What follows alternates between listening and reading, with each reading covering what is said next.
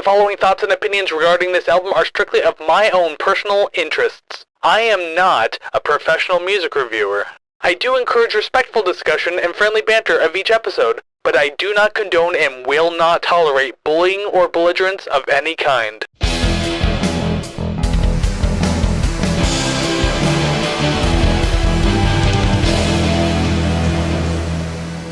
Well, hey there, everybody, and welcome to another episode of the Rate the Record podcast, episode 115. Thank you very much for joining me today. I'm your host, Chris, as always, sitting here doing this album review, having you here with me so we can actually talk about this album and all the music that I do here on the show. Once again, thank you very much for joining me. I really do appreciate it. And if you could do me a favor before we go too much further and show some support for the show, it would mean the world to me. And there's a bunch of quick, free, and easy ways and things that you can do to show your support for the show. Like, subscribe, rate, share, comment, and follow. All 6 of the things, a combination of them, or even just one, truly do help the channel, and I really appreciate it. Your support means the world to me, so please go ahead and do that. You can wait till the end, too, if you want. That's understandable. I get it. So there is that, and to find all the ways to do those things, you want to be checking out ratetherecord.ca. That is ratetherecord.ca. You'll find all the streaming links, all the social media links. You can buy RTR merch, and you can also join the RTR Club for $3 a month. Early access to episodes, request albums for me to do here on the show. You'll get shoutouts on social media, general discourse with me, the easiest and quickest way to do it.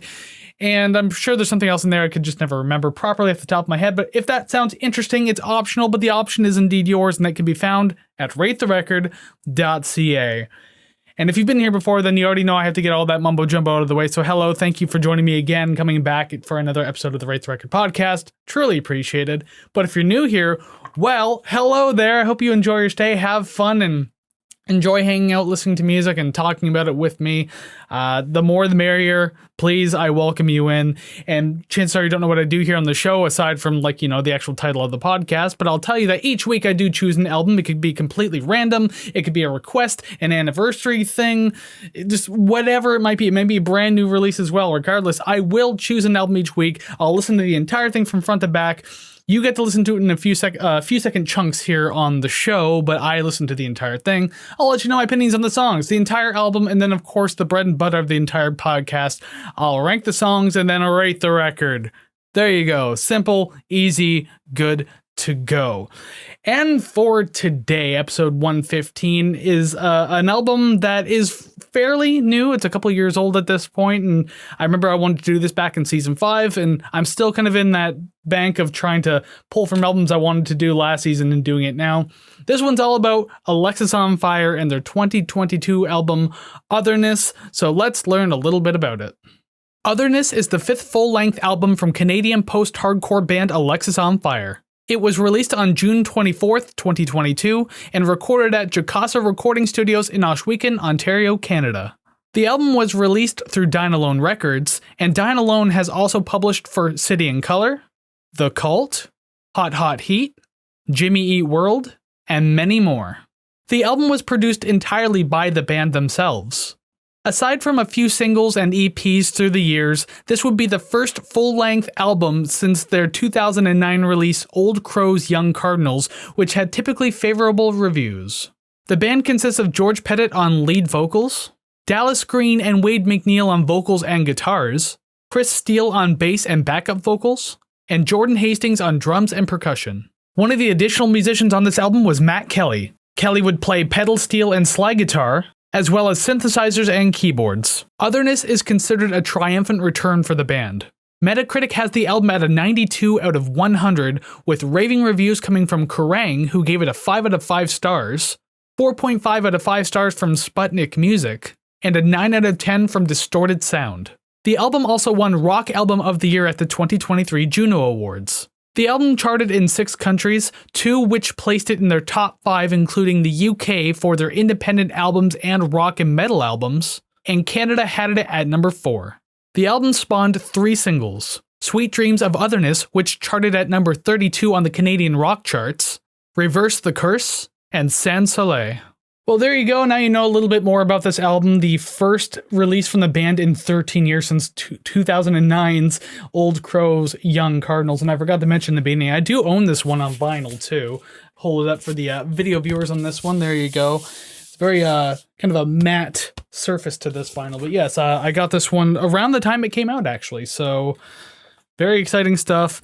Obviously, I like it enough to own it. But let's see what we actually think about this album. It's been getting rave reviews since it came out, and let's see how much of a triumphant return it really is for the band. Starting off with song number 1, Committed to the Con.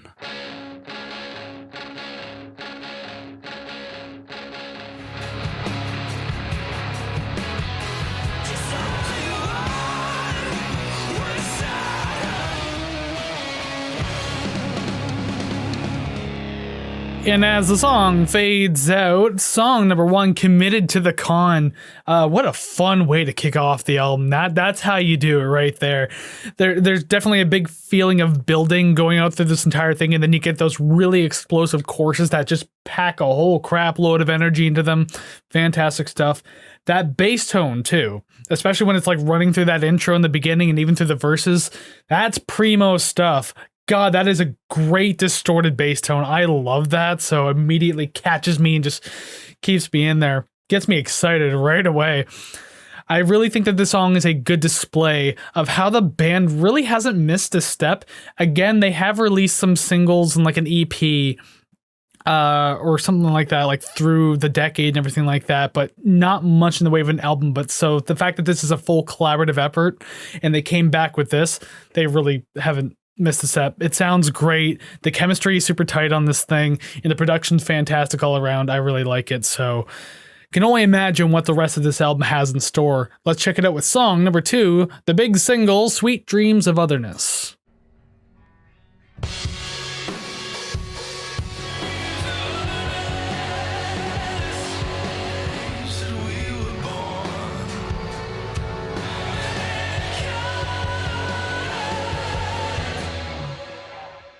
Excellent stuff. Song number 2, Sweet Dreams of Otherness. I can spoil that and say it's excellent stuff regardless, because to anyone who's been watching... Hold, please. Sorry, I had to burp a little bit, and I just wanted to make sure I muted that. Anyways, to anyone who's been part of the podcast, or at least the channel, for quite a while now, I believe it was back at the end of 2022, where the new music review that is done here on the channel, basically... Sweet Dreams of Otherness was my number 1 favorite single of 2022. It came in number 1 at my top 5 of the year. So the fact that I'm still listening to it now and I still love it now after all this time should be absolutely no surprise to anybody. I love the sludgy and bluesy atmosphere of this entire song. The instrumentals are a little one-dimensional, just it's like a handful of notes going through, but the vocal melodies do a lot to bring more flavor to this track. And I'm not necessarily like crapping on the instrumentals. Like they fit perfectly what they're supposed to be doing.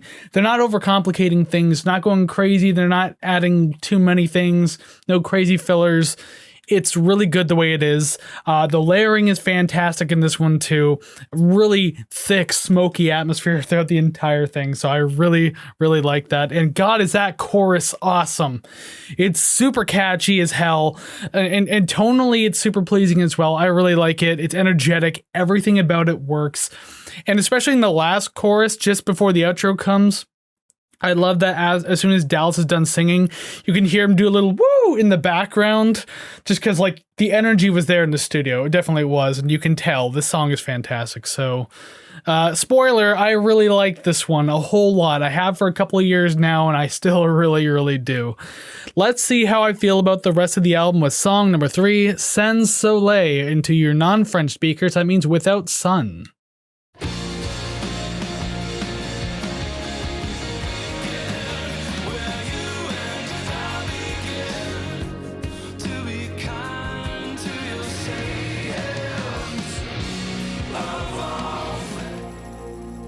Song number 3, Sans Soleil, another one of the singles off the album as well. Pretty nice time for a come down at this point, considering the first 2 songs were just packed full of energy, so it's nice to have it here at this point in the list. And there's only 10 songs on this album, so you probably need a couple of these moving forward. The harmonies all over this thing are absolutely amazing. I really like that. It's just a well-crafted and constructed composition in that manner, so I really like that. The lyrics are also very much in my own personal wheelhouse too. Like, I'm not going to dig too deep into it, but like, you know, I make my own music and I sing about themes that revolve around this kind of stuff sometimes, you know, dreaming of better days, love, self-loathing was a big one of my own personal lyrics. All matters of thought that I've dealt with personally at one time or another in my life. So I think it's really well said here. It's really well performed, and the atmosphere and the instrumentals just relay that really well. So kudos to the song. It's very pretty in that sense, in a very dark manner, but still pretty nonetheless. I like it. But kind of pulling yourself out from that, although, you know, there's a lot of sad themes on this album, pulling yourself out of that personal train of thought, we're moving on to song number 4, Conditional Love.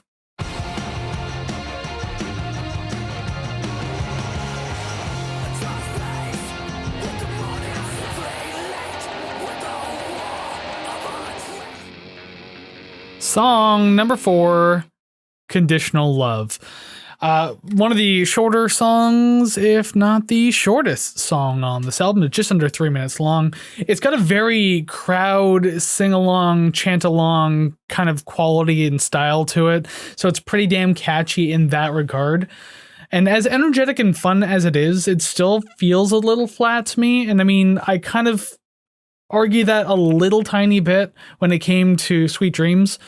But at least I had like different vocal styles kind of going through it, and like the energy was kind of like a little low, a little high at times and everything like that. So there's different things to feel. That and the instrumentals hardly change up in this song at all. It's just one straightforward aggressive punch. And as much as it sounds like I'm crapping on it, I'm actually not, because it does have that kind of like straightforward punk energy about it. And so I do like that about it. I love the crunchiness of the distortion in it. So just, again, another like kind of energetic, feel good kind of track, you know? It's not catching me as much as the other ones have so far. That's about the way to put it. But I don't dislike it. I will say that much. I still do very much enjoy it. Let's see how much I enjoy song number 5, that being Blue Spade.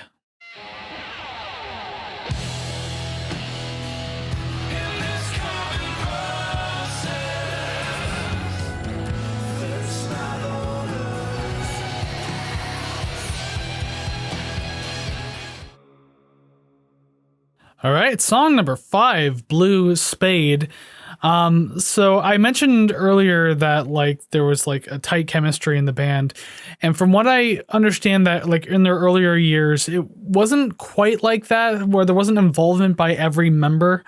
It was mainly just like, I think 3 core members that were just like really kind of driving the songwriting and everything like that for the band. Lyrically, I understand that this song was written by bassist Chris Steele, one of his first opportunities to do so, because again, the lyrics are primarily written by George and Dallas in the past. So it's nice that he is able to have this like kind of emotional gut punch of a song that he probably wanted to get out for a long time, and finally has it in a place that will be heard by other people. So that's quite the nice thing, because yeah, this one is indeed like a very strong emotional punch. It's soft and heavy in all the right places, so I think that really kind of plays into how you're feeling as the song progresses. And also, too, something new for the AOF lore, aside from other members writing lyrics, George Pettit with his softer, lower vocals in this track for the majority of it, especially in the verses. It's so interesting after all this time, they got back together and they're finally able to like comfortably innovate inside of the band into things that they weren't necessarily doing before. And then they bring out works such as this. So to think of what they were missing out on, despite the fact that, you know, there's nothing wrong with the old Alexis discography at all. Like, it's fantastic and it's beloved by the fan base for a reason. But like, I don't know, this one feels like a step up. As much as they've matured and kind of grown up and ideas have changed and everything like that, just they're still innovating in this band, and it's sounding really exciting at this point. So we're on a roll so far with this. Everything is sounding pretty damn good. I'm happy with this. So let's move on to song number 6 now, Dark Night of the Soul.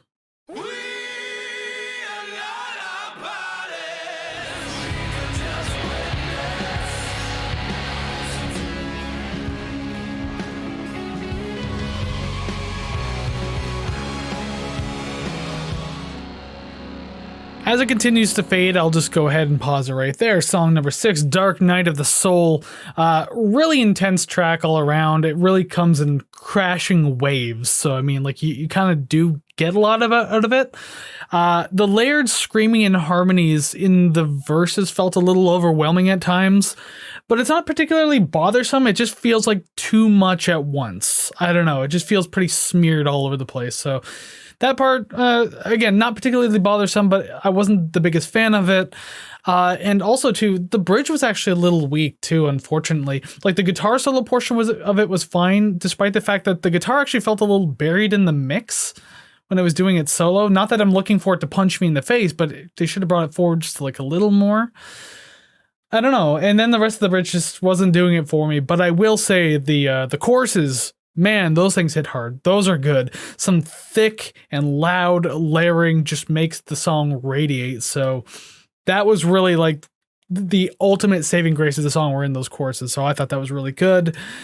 Yeah, not the strongest entry on the album, but still definitely a pretty good one. I will say that much. So let's see what we get out of song number 7, Mistaken Information.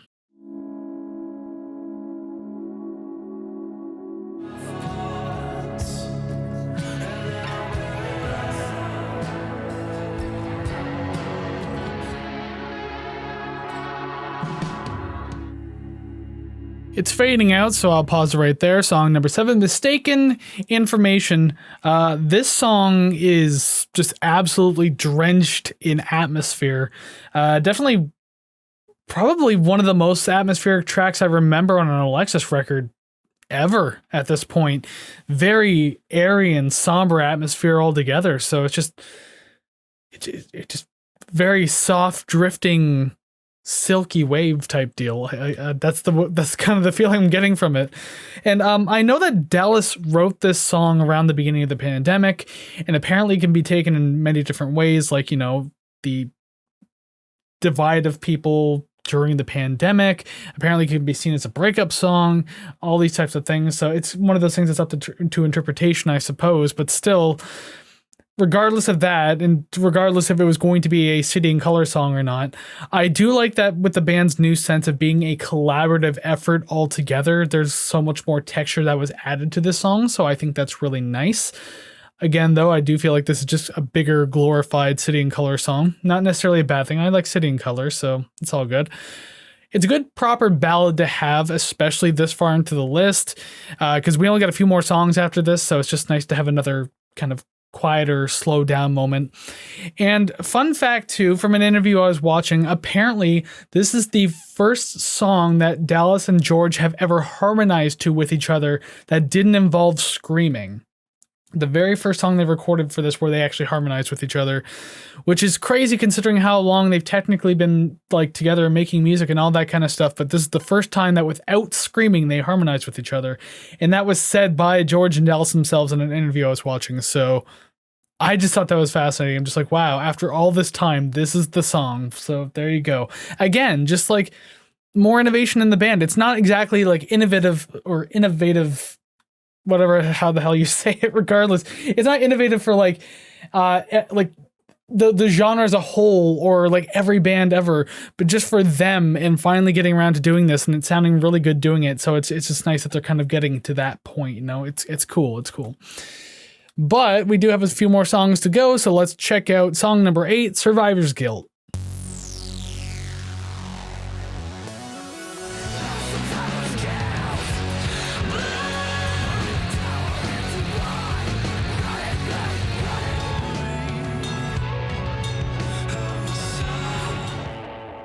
Yeah, there it is. Song number 8, Survivor's Guilt. And we're back to that high octane stuff now, and very much welcome at this point.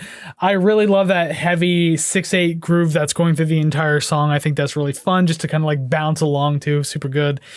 And again, another fantastic chorus going on through this song. Dallas taking the lead on this very hard, drawn out instrumental just really produces this huge expansive feeling that you just can't help but get consumed by. Like it's so goddamn good.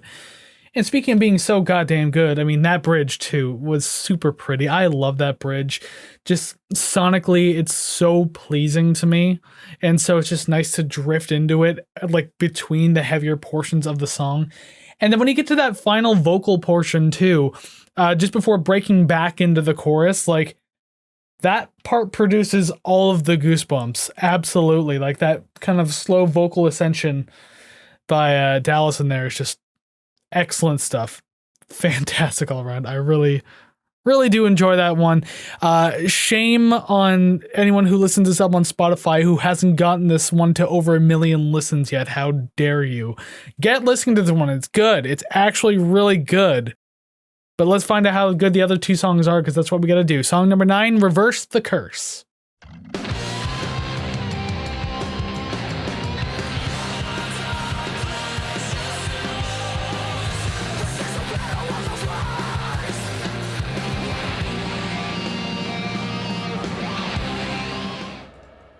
Alrighty then, getting close to the end, huh? Song number 9, Reverse the Curse. Out of all the songs in this album, this one strikes me the most as like the most old school Alexisonfire style of track. Like even if you want to go back to like, I don't know, Old Crows, Crisis, maybe Watch Out, but probably Crisis, Old Crows around that era. It's a hell of a lot of fun though. I mean, there's no getting around that at all. I love those rolling toms that are in the intro and between verses too. Like, again, I always talk about that stuff in these reviews of like a good use of like rolling toms.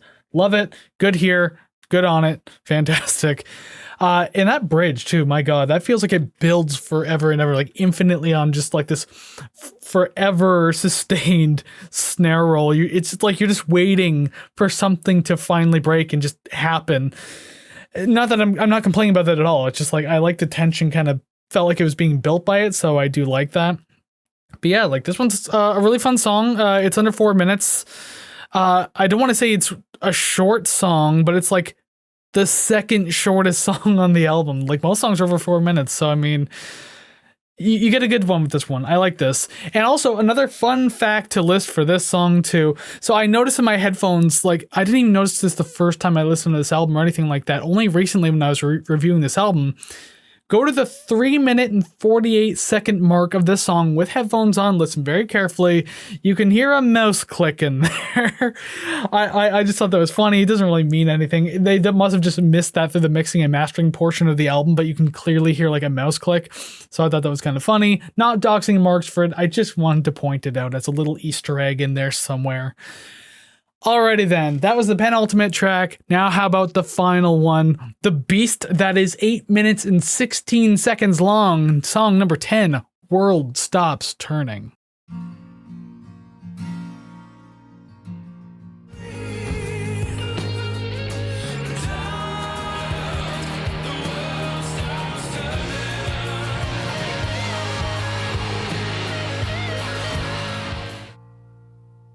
Wow. Absolutely wow. Song number 10, World Stops Turning. What an absolutely like grand conclusion to this entire record. Super emotional. It punches in all the right places and it really heightens the drama as it progresses. So it just makes it that much more captivating to like stick through the entire thing. Because I know that a nearly 8.5 minute runtime can seem like a long time, but oh man, this one just goes for it, and holy shit does it hit it, because I love it. It's a super bluesy track, but it has that very arena filling quality to it, especially in those choruses, especially in that like 3 to 3.5 minute outro that's just like guitar solo city. Regardless, it's a lot of fun. I love that so much. And from what I've understood too, and more interviews I've been watching with Alexisonfire, is this was another one that was written to be a City and Color track. It was originally just a quieter acoustic track, but then Dallas kind of thought to himself, there's got to be an Alexisonfire version in here somewhere. And now what we hear is that version. So I'm so glad that he brought that one out, gave it to the band, because holy shit did this one hit really heavy. And that final bit there, which is like the acoustic guitar, is so gorgeous. It's very quiet, very intimate portion of the song. It feels like one single person, i.e. Dallas Green, just under like a single spotlight on stage. You know, just great imagery to kind of close everything out. Great stuff, fantastic. I'd like to imagine there's going to be more Alexisonfire records after this, but if this is literally what they cap their career on, I think this is like the best way to go out. So I think I'm happy either way, whatever happens here, but I'll be curious to hear more regardless. I could say that too, knowing that we're now at like the end of the album and everything like that. And yeah, they called it a triumphant return, and by they I mean the critics, and I mean they're not wrong. Like, holy shit, like they started showing more emotional maturity when it got to Old Crow's Young Cardinals.